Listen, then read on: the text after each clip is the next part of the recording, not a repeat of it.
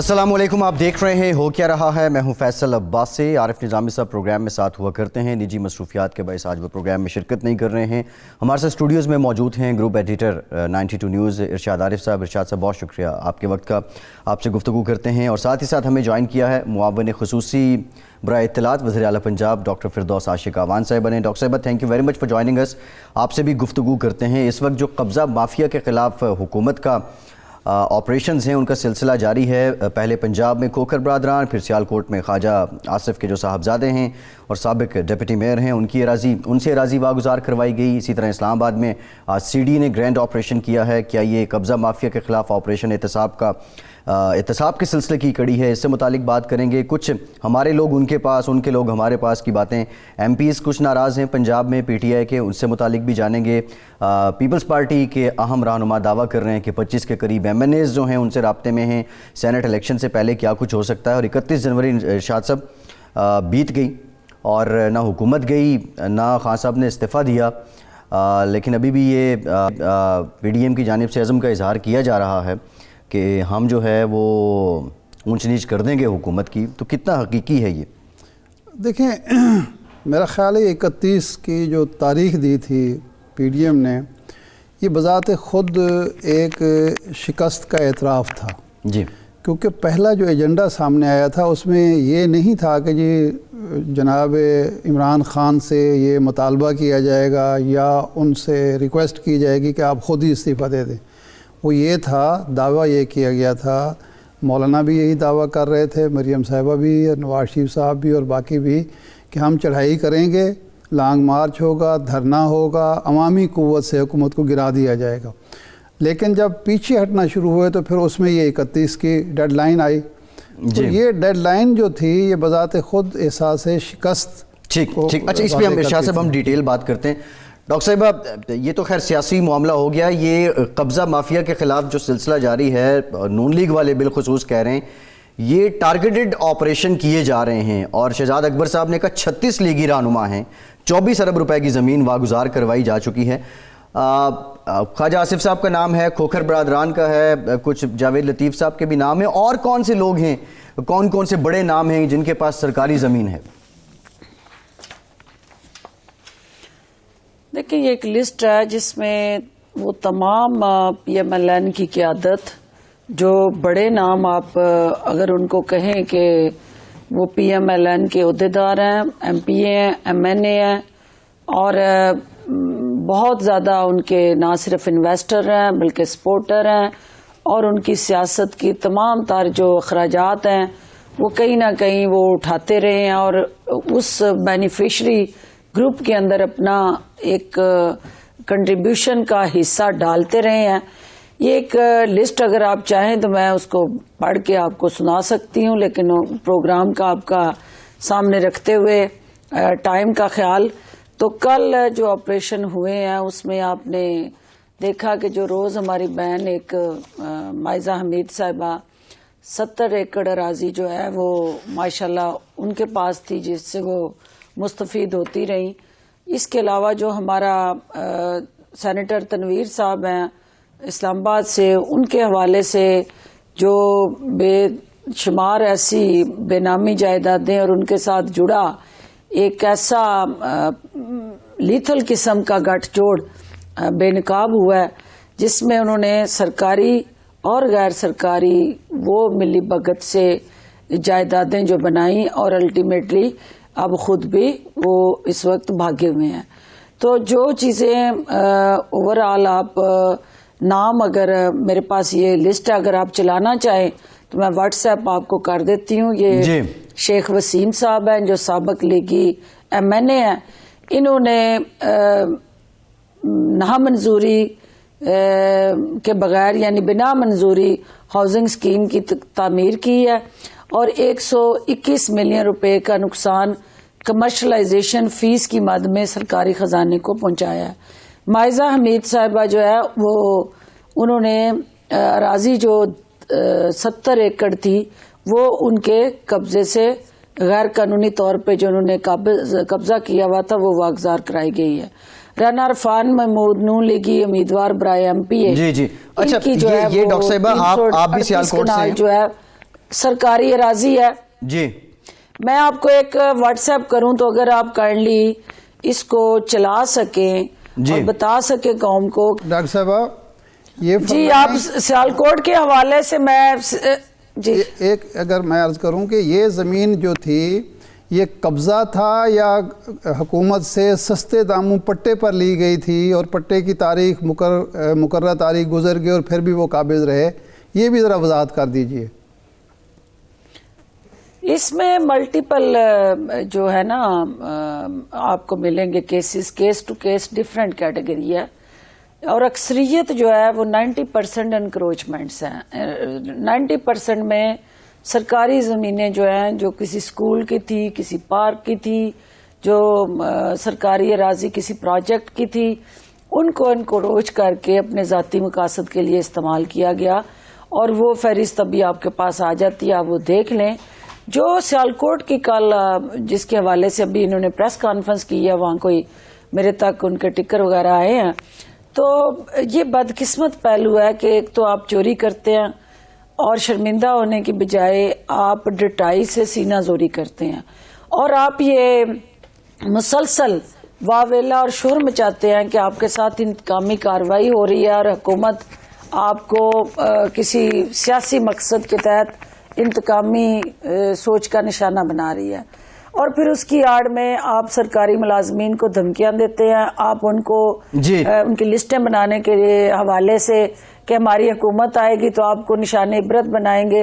ये वो रवैया है जो नून लीग की उस माफिया की निशानदेही करता है और उस माइंडसेट को रिफ्लेक्ट करता है। वो जगह जो थी जब आप मस्जिद, कब्रिस्तान और पार्क की जगह को इंक्रोच करके वहां पे अपना कमर्शियल दफ्तर और प्लाजा बनाएंगे और आपको दफ्तर हटाने के लिए नोटिस दिए जाएंगे, आपको उसको सील किया जाएगा और आप उस प्रॉपर्टी को ताले तोड़ के फिर आप सरकारी एहलकार उनको धमकाएंगे और फिर उसके खिलाफ ऑपरेशन और एक्शन दिन की रोशनी में हुआ, जिसको वो कह रहे हैं कि रात की तारीकी में हुआ।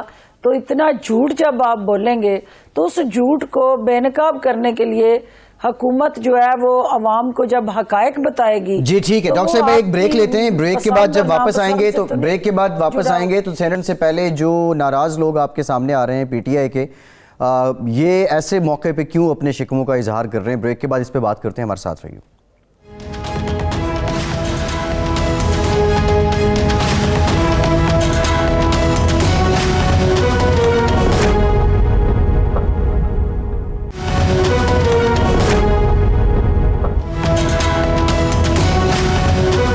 ब्रेक के बाद एक बार फिर से प्रोग्राम में आपका खैर मकदम करते हैं। हमें ज्वाइन किया है मुस्लिम लीग नून के सीनियर रहनुमा साबिक वज़ीर ख़ज़ाना मिफ्ता इस्माइल साहब ने। मिफ्ता साहब बहुत शुक्रिया आपके वक्त का। मिफ्ता साहब, आपसे जो रेलेवेंट सब्जेक्ट बनता है वो तो यही है कि पेट्रोलियम मसनूआत की कीमतें 5 महीने में 2 बार बढ़ा दी गई हैं।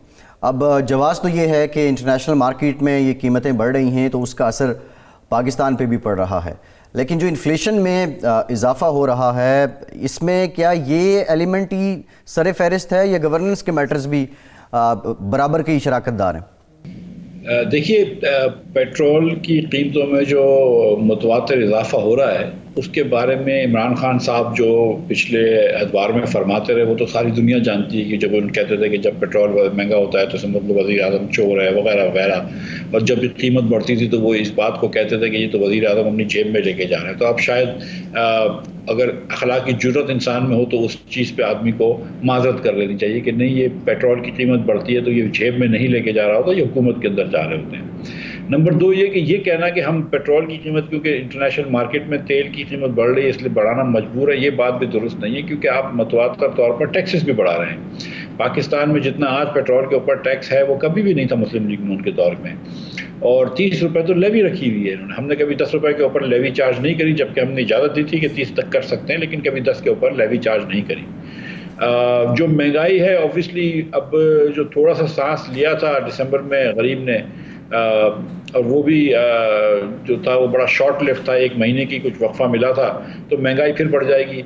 1 रुपये 95 पैसे पिछले माह हुकूमत ने बिजली में बढ़ाए पर यूनिट, ये जो फ्यूल चार्जेस हैं उसके अलावा 1 रुपये 81 पैसे और फ्यूल चार्जेस मांग रहे हैं, तो फरवरी में आपका यूनिट जो है वो 3 रुपये 76 पैसे उसका महंगा होगा।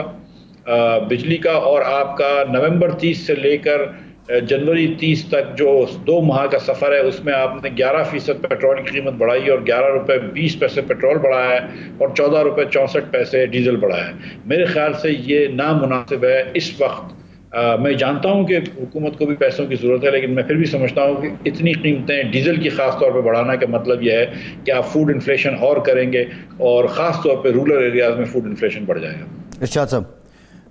مفتاح صاحب یہ فرمائیں کہ آپ کے دور میں جب یہ سب کچھ بڑھتا تھا، بڑھایا جاتا تھا، حالانکہ میاں نواز شریف صاحب کو تو 3 سال ایسے ملے تھے جب عالمی سطح پر تیل کی قیمتیں بہت کم تھیں اور اس کا آپ کو فائدہ بھی ہوا، تو یہ آپ صرف جو لیوی بڑھائی ہے اس پر اعتراض کر رہے ہیں یا اوور آل آپ سمجھتے ہیں کہ یہ مینیج نہیں کر سکے؟ انٹرنیشنل قیمتیں جو بھی ہوں لیکن جو مینجمنٹ ہوتی ہے اس میں بھی کہیں خلا موجود ہے؟ سر میں گزارش کر رہا ہوں کہ دیکھیں، ایک تو 70 روپے کا پیٹرول تھا کافی عرصہ نواز شریف کے زمانے میں جب یہ $30-40 کا بیرل ہوتا تھا. آج $55 کا بیرل تھا. جب $55 کا بیرل آئل تھا تو ہمارے یہاں میں خیال سے 90 روپے کی پرائس ہوتی تھی یا 85 روپے کی. یہ آج 110 روپے ہے. تو میں اوبیسلی یہ ٹیکس زیادہ لگا رہے ہیں، لیکن یہ جو بات کر رہے ہیں کہ ہم کو یہ ٹیکس لگانا ضروری ہے، تو یہ ٹیکس لگانا ضروری نہیں ہے. آپ لیوی جو ہے وہ آپ کو اجازت دیتی ہے کہ آپ 30 روپے تک کی لگائیں، لیکن اگر آپ چاہیں تو 25 لگا لیں، آپ چاہیں تو 20 لگا لیں، آپ چاہیں تو 10 لگا لیں، جو ہمارے زمانے میں لگتی تھی.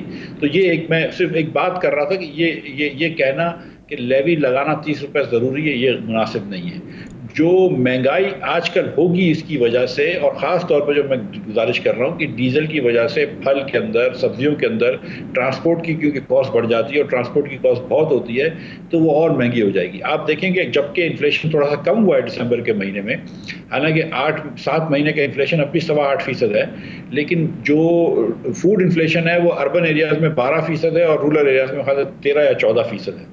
تو اب اگر آپ پھر پیٹرول کی قیمت بڑھائیں گے، پھر آپ قیمت بڑھائیں گے تو پھر پھل کی قیمت مہنگی ہو جائے گی، پھر سبزی کی قیمت مہنگی ہو جائے گی. تو اس کا جو ایک ڈسپرپورشنٹ جو امپیکٹ ہے وہ غریب لوگوں کے آپ پر آتا ہے. تو میں یہ کہہ رہا تھا کہ تھوڑی سی ڈیزل کی پرائس کو کم رکھتے، اگر فرنس آئل کی پرائس وغیرہ کو کیروسین وغیرہ کی پرائس کو کم رکھتے تو شاید تھوڑا سا مناسب ہوتا. جی ٹھیک. یہ کوئی IMF کا دباؤ بھی ہے یا اس معاہدے کے نتیجے میں بھی یہ مجبور ہے حکومت، یا اس سے الگ معاملہ ہے؟ سر دیکھیں، کیونکہ IMF نے تو ان کو کافی چھٹی دے رکھی ہے جب سے کووڈ آیا ہے، لیکن کیونکہ وہ دوسرے ٹیکسز جمع نہیں کر پا رہے اور پچھلے سال سے جبکہ انفلیشن 8% ہے صرف 5% زیادہ ٹیکس جمع کرایا. اور آپ کو شاید یہ حیرت ہوگی سن کے کہ جتنا ٹیکس ہم نے جمع کرا تھا مسلم لیگ نون کے آخری سال میں اتنا ابھی تک انہوں نے جمع نہیں کرا ہے. تو اس کی وجہ سے ایک پریشر تو ہے کہ ڈیفیسٹ کو کم کرو. ویسے بھی 2 سال انہوں نے بہت بڑے ڈیفیسٹ کرے ہیں، 9.1% اور 8.1%. تو اور اس کی وجہ سے پھر جو ہے وہ کیونکہ اتنے زیادہ خسارے تھے بجٹ کے تو جو حکومت کے اوپر قرضہ ہے وہ بھی چڑھ گیا زیادہ، تو اس لیے ان کو ڈیفیسٹ کم کرنا ہے، لہٰذا یہ پیٹرول کی قیمت بڑھا رہے ہیں. لیکن میں سمجھتا ہوں کہ تھوڑی سی out of the box thinking کرتے یا تھوڑی سی اگر وہ بیوروکریٹک سوچ کم کرتے اور یہ کہتے کہ یار ڈیزل کے اندر خاص طور پر ہم کو فارمرز کو تھوڑا سا بریک دے دینا چاہیے، ڈیزل میں ہم کو ٹرانسپورٹرز کو بریک دے دینا چاہیے. 2 مہینے آپ نے ڈیزل کی 14 روپے 64 پیسے پرائس بڑھا دی، آپ نے پیٹرول کی اتنی نہیں بڑھائی. جی. شاید ڈیزل کے اوپر بھی تھوڑا ہلکا ہاتھ رکھتے نا، ڈیزل کو یہ 7-8 روپے بڑھاتے اگر، جو کہ پرائس بڑی تھی وہاں پہ، اور اس کے اوپر تھوڑا سا ٹیکس کو کم کر دیتے تو میرے خیال سے یہ مہنگائی پھل وغیرہ میں سبزیوں میں مہنگائی کم ہوتی. جی اچھا مفتاح صاحب، ابھی آپ ڈیفیسٹ کی بات کر رہے تھے، آپ بجٹ ڈیفیسٹ کی بات کر رہے تھے، لیکن کرنٹ اکاؤنٹ ڈیفیسٹ جو 5 مہینے مسلسل سرپلس رہا، پھر وہ ڈکلائن ہو گیا، خسارہ پھر سے آ گیا، اور ایک مین ریزن تھی کہ پوری دنیا میں تیل کی قیمتیں کم ہوئی تھیں جس کا فائدہ پاکستان کو بھی ہوا تھا. کیا حکومت بطور ایکسپرٹ بتائیے کہ ابھی دوبارہ سے سرپلس میں لے کے جا سکتی ہے کرنٹ اکاؤنٹ کو جبکہ تیل کی قیمتیں عالمی مارکیٹ میں بڑھ گئی ہیں؟ دیکھیے سچی بات یہ ہے کہ کرنٹ اکاؤنٹ سرپلس ایک غریب ڈیولپنگ کنٹری کو نہیں کرنا چاہیے. کرنٹ اکاؤنٹ ڈیفیسٹ کا مطلب یہ ہوتا ہے کہ باہر سے گڈز اینڈ سروسز زیادہ آ رہے ہیں، وچ مینس کہ باہر سے انویسٹمنٹ آ رہا ہے پاکستان میں لگنے کے لیے. تو کرنٹ اکاؤنٹ سرپلس کرنے کا مقصد یہ ہے کہ میں یہ کہوں کہ میں نے اپنے بچوں کو اسکول سے نکال دیا تو دیکھو میں نے خرچہ بچا لیا. یہ بات درست ہے کہ میں نے اپنے فیس کے خرچے بچا لیے، لیکن یہ بات بھی ساتھ ساتھ ہے نا کہ میں اپنے ان کے مستقبل جو ہے وہ تاریخ کر دی ہے. تو کرنٹ اکاؤنٹ اگر کوئی ڈیفیسٹ ہوتا ہے تھوڑا بہت تو سسٹینیبل ہوتا ہے, اس میں کوئی مسئلہ نہیں. پچھلے مہینے جو کرنٹ اکاؤنٹ ڈیفیسٹ ان کے ساتھ ہوا ہے 3.5 بلین کا, وہ ڈیفیسٹ تو میرے آخری سال کے آخری مہینے میں ہوا تھا, اتنا شاید نہیں ہونا چاہیے, لیکن کرنٹ اکاؤنٹ کو چھوٹا سا ڈیفیسٹ میں کوئی حرج نہیں ہے. میں آپ کو سچ بتاؤں, گروئنگ اکانومی کو 1% آف جی ڈی پی اگر کرنٹ اکاؤنٹ ڈیفیسٹ سال کے آخر میں آئے تو کوئی مسئلہ نہیں ہے. ٹھیک ہے. 36 بندے جی آپ کے نون لیگ کے, اور ان سے 24 ارب روپے کی زمین واگزار کروائی گئی ہے, یہ کہنا ہے شہزاد اکبر صاحب کا. اب دیکھا جائے تو یہ آپ کی جو 1/4 پارٹی ہے وہ یہ قبضے ہی کرتی رہی ہے اتنا عرصہ, اور سرکاری زمین لے کے پھر اس کے بعد صدا کے لیے دبا لی. یہ کتنی صداقت لگتی ہے آپ کو شہزاد اکبر صاحب کے بیان میں؟ وہ قبضہ کرتے رہے, آپ چھوٹ دیتے رہے.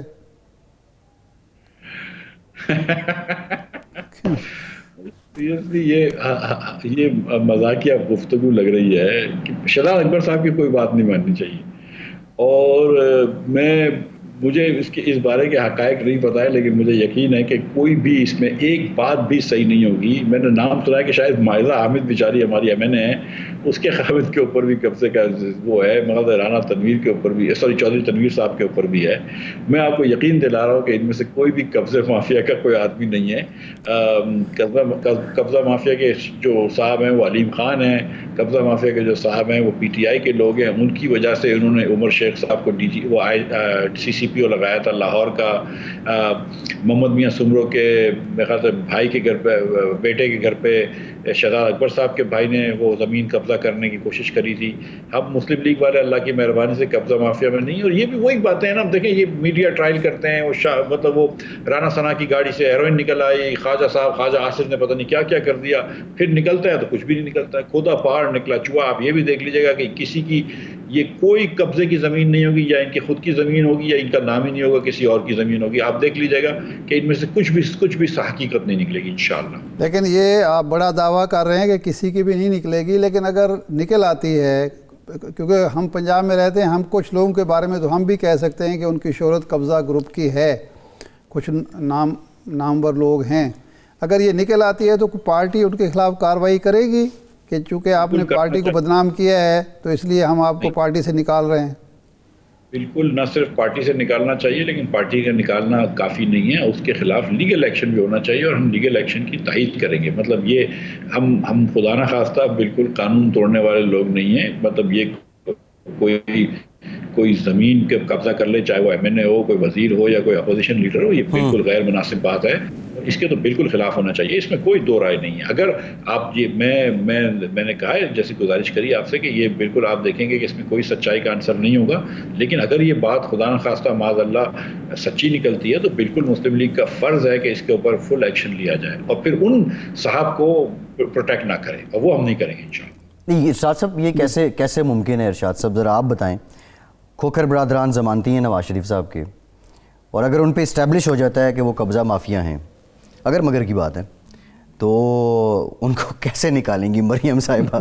نکل جاؤ پارٹی سے. کتنی مفتاح صاحب کی بات میں صداقت نظر آ رہی ہے. دیکھیں, یہ اصل میں بدقسمتی یہ ہوئی ہے کہ 85 کے بعد جو ہمارا جمہوری یا سیاسی کلچر آیا نا, اس میں پیسے کو اہمیت حاصل ہو گئی, اور پیسہ آپ ناجائز طریقے سے کمائیں, آپ سمگلنگ کریں, منشیات فروشی کریں, قبضہ کریں, آپ رشوت لیں, کچھ بھی ہے, کیونکہ آپ نے پارٹی فنڈز بھی مہیا کرنے ہیں, جو لیڈرشپ کے خرچے بھی برداشت کرنے ہیں, اپنا دالدلیہ بھی کرنا ہے. تو یہ ایک کلچر ہے, اور یہ صرف اکیلی مسلم لیگ نون میں نہیں ہے. ظاہر بات ہے جو جماعتیں اقتدار میں رہی ہیں ان کے لوگوں نے زیادہ قبضے بھی کیے ہیں, کیونکہ ان کو ایک حمایت حاصل تھی لیڈرشپ کی, اور پروٹیکشن تھی ان کو انتظامیہ کی, پولیس کی, کوئی ان سے پوچھ نہیں سکتا تھا. یہ تو فیکٹ ہے. لیکن اب یہ جو کارروائی شروع کی ہے حکومت نے, اور عمران خان کے کہنے پر, میرا تو خیال ہے کہ دونوں بڑی جماعتوں کو جو ماضی میں اقتدار میں رہی ہیں, اس کی تائید کرنی چاہیے, اور کہنا چاہیے کہ جی ہم آپ کو نہیں روکیں گے, لیکن یہ اس کا دائرہ وسیع کریں. یہ صرف مسلم لیگ نون تک نہ رہے, یہ صرف پیپلز پارٹی تک نہ رہے, اس میں اگر پی ٹی آئی کے صفوں میں پی ٹی آئی کے لوگ ہیں اگر ملوث ہیں اس میں تو ان کے خلاف بھی کریں، کیونکہ اس کلچر کا خاتمہ ضروری ہے جو قبضہ گروپ کا کلچر ہے۔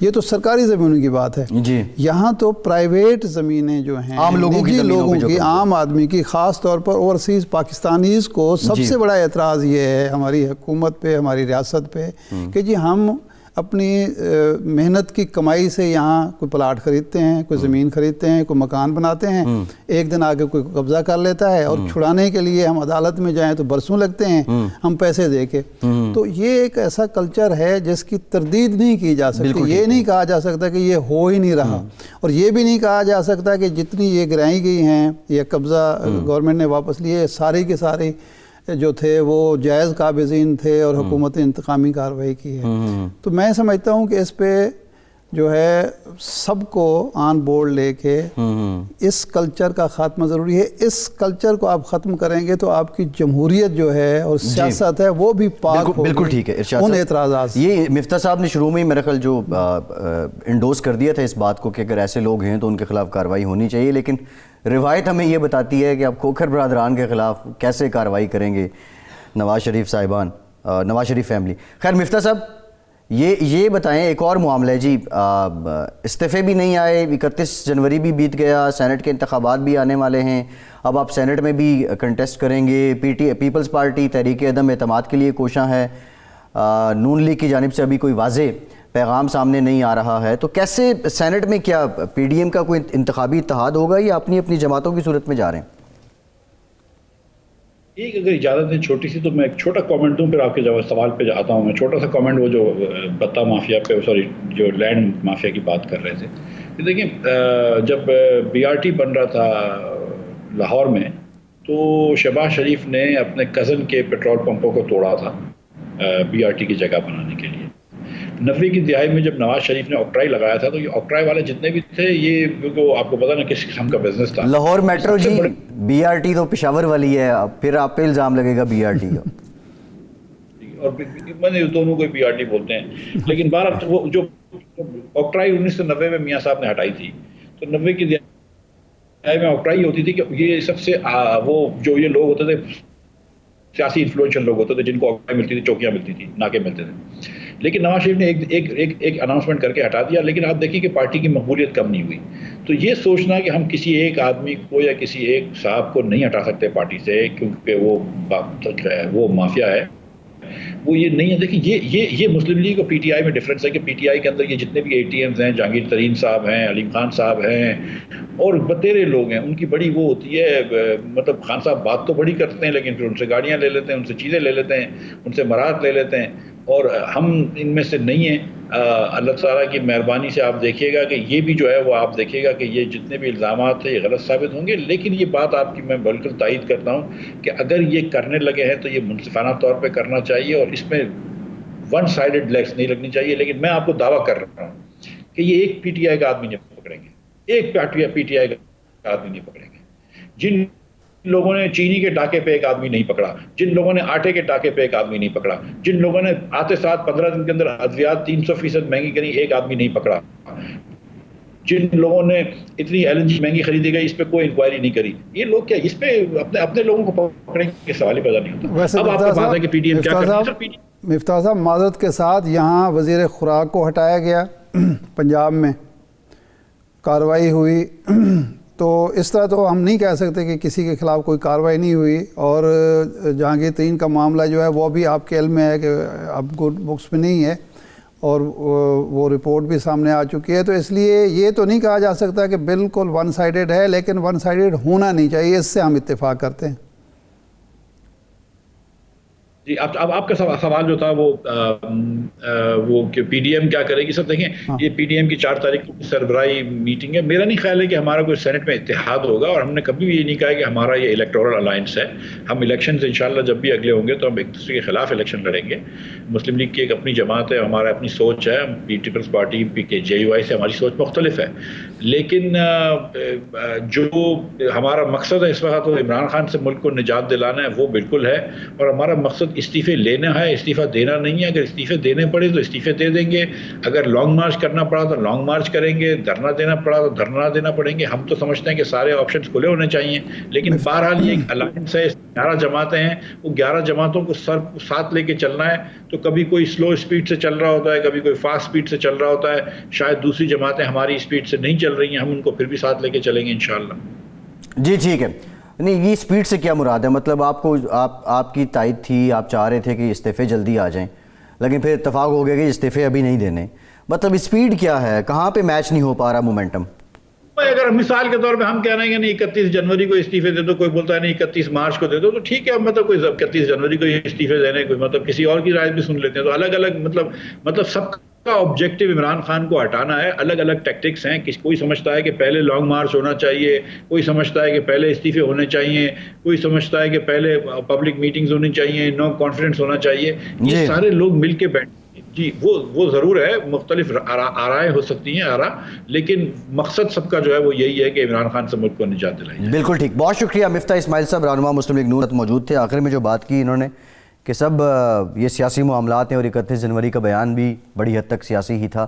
ایک بریک لیتے ہیں اور بریک کے بعد ذکر کریں گے پرویز خٹک صاحب نے جو ایک بیان دیا، پھر اس کے بعد اس سے کلا بازی لے لی. ایسا کیوں ہوا؟ اس پہ بات کرتے ہیں. ہمارے ساتھ رہیے.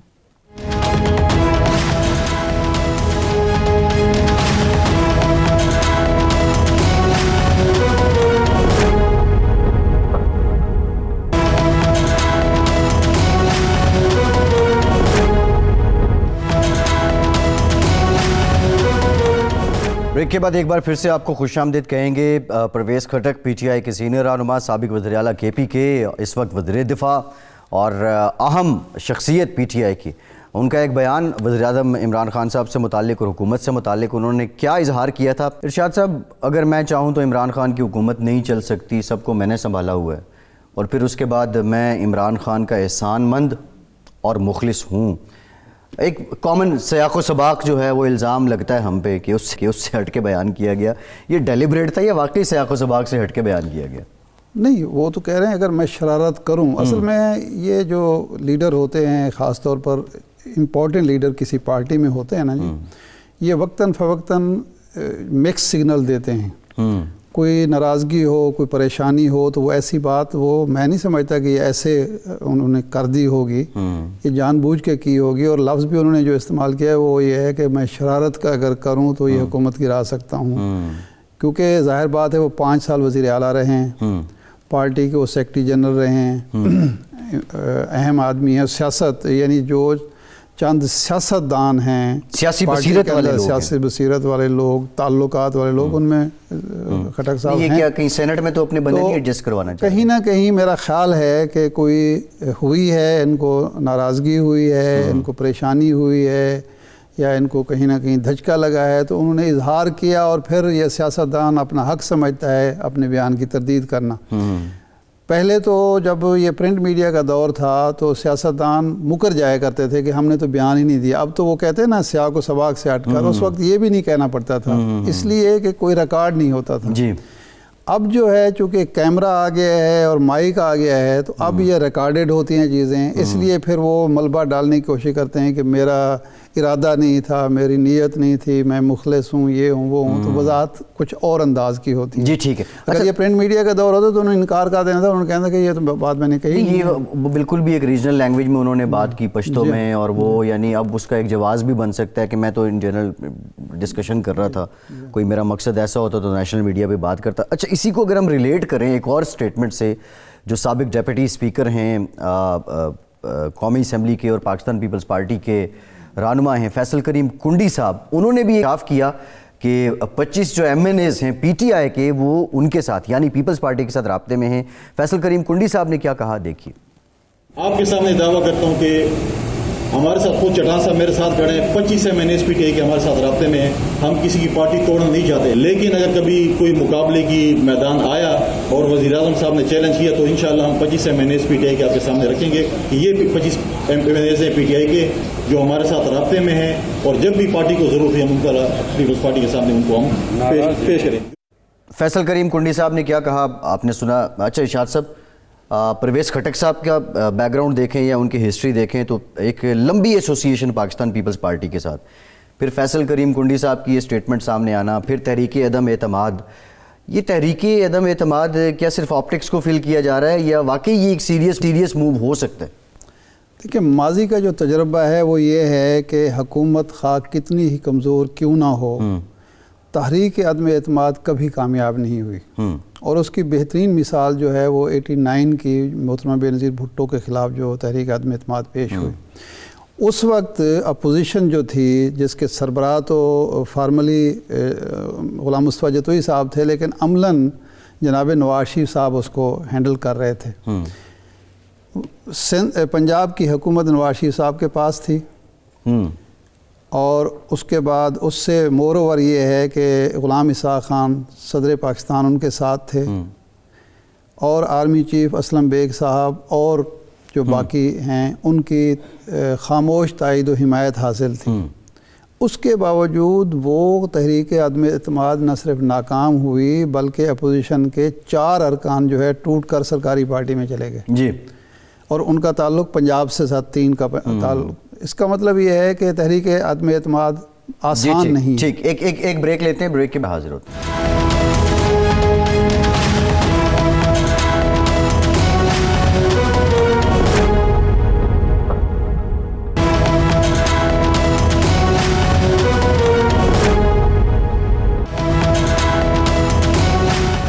بریک کے بعد ایک بار پھر سے آپ کو خوش آمدید کہتے ہیں. وزیر اعظم پاکستان سے شہریوں نے ٹیلی فون پر گفتگو کی اور اس موقع پہ بالخصوص پرائم منسٹر نے جو ہاؤسنگ کا پروجیکٹ ہے اس کو لے کے انکریج کیا پاکستان کے عوام کو. ارشاد صاحب اس پہ تو بات کریں گے، لیکن دوسری جانب جو پی ڈی ایم کا محاذ اور بالخصوص پیپلز پارٹی کا کنڈی صاحب کا دعویٰ کہ 25 MNAs پی ٹی آئی کے ہمارے ساتھ ہیں، یہ تحریک عدم اعتماد آپ کو کیا لگتا ہے کہ یہ صرف جسٹ ٹو شو اور انڈر دا ٹیبل کوئی اور کام کرنا چاہ رہی ہے پیپلز پارٹی یا پی ڈی ایم، یا واقعی یہ 25 لوگ ہوں گے اور یہ کامیاب بھی ہو جائے گی؟ میں عرض کر رہا تھا کہ تحریک عدم اعتماد ماضی کا جو تجربہ ہے وہ کامیاب نہیں ہو سکتی، اور میں نے محترمہ بے نظیر بھٹو والی مثال دی ہے. اب 25 ارکان پیپلز پارٹی میں جانا چاہتے ہیں، یہ بہت بڑا دعویٰ ہے، کیونکہ اگر پنجاب سے کوئی تعلق رکھنے والے لوگ نون لیگ میں جانا چاہتے ہوں تو اس کی کچھ سمجھ آتی ہے، کیونکہ وہ ایک پارٹی اب بھی تحریک انصاف کے بعد دوسرا نمبر اس پارٹی کا ہے. جی. اور وہ پنجاب میں بڑے صوبے میں مقبول پارٹی ہے. ایک پارٹی جو صرف سندھ تک محدود ہو گئی ہے باقی 3 صوبوں سے، اس میں 25 ارکان جا کے کیا کریں گے اور کیا اس کا فائدہ ہوگا، مجھے تو یہ بات سمجھ نہیں آتی. ہاں، البتہ یہ سیاستدان ہمارے دعوے بڑے بڑے کرتے ہیں. یہ اسی طرح کا دعویٰ بھی ہو سکتا ہے جس طرح 13 دسمبر کے جلسے میں کے بارے میں کہا گیا تھا یہ آر پار ہوگا، عمران خان کی حکومت ختم ہو جائے گی. تو یہ اسی طرح کا دعویٰ مجھے تو لگتا ہے، کیونکہ 25 ارکان اگر اب تک رابطوں میں ہوتے اور چھوڑنے کے تیار ہوتے تو میرے خیال ہے عدم اعتماد کی تحریک پیش ہو چکی ہوتی.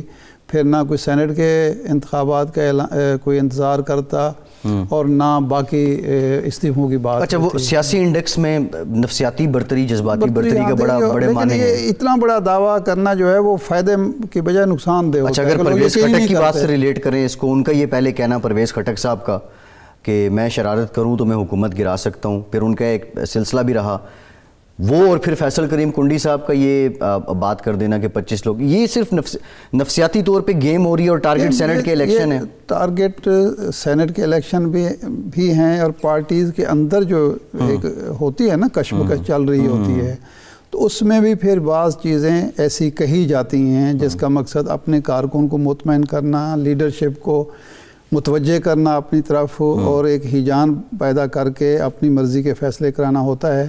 اس سے زیادہ میں نہیں سمجھتا کہ اس کی کوئی اہمیت ہے. ہیجان کی آپ نے بات کی ہے. جو پی ٹی آئی کے ناراض ایم پیز ہیں اور بالخصوص داؤد سلیمانی اینڈ کمپنی 10-12 لوگ جو ہیں سینٹ الیکشن سے پہلے، اور پھر ان کے مطالبوں میں یہ تھا کہ وزیر اعظم ہمیں ٹائم بھی دے دیں، یہ بھی کیا ہیجان ہے یا یہ لوگ صرف وہ جو روایتی سیاست ہے؟ میں آپ کو بتاؤں کہ جب بھی بجٹ آ رہا ہو اور جب بھی سینٹ کے الیکشن آ رہے ہوں، یہ ایم پی ایز کا ضمیر بھی جاگتا ہے.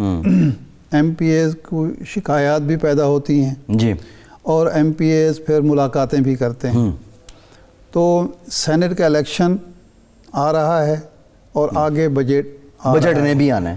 تو یہ دونوں چیزیں مل گئی ہیں تو میرا خیال ہے ایم پی ایز کو موقع مل گیا ہے اپنی شکایات دور کرانے کا یا اپنی قیمت لگوانے کا. تو یہ وہاں جو یہ چونکہ تعلق ہے توسا جی وہ روایتی بھی کچھ ان کی ہیں معاملہ. بزدار صاحب کا تعلق ہے تو اس وجہ جی ٹھیک ہے. ارشاد صاحب پروگرام کا وقت ختم ہو گیا. آپ کا آج کے پروگرام سے اتنا ہی.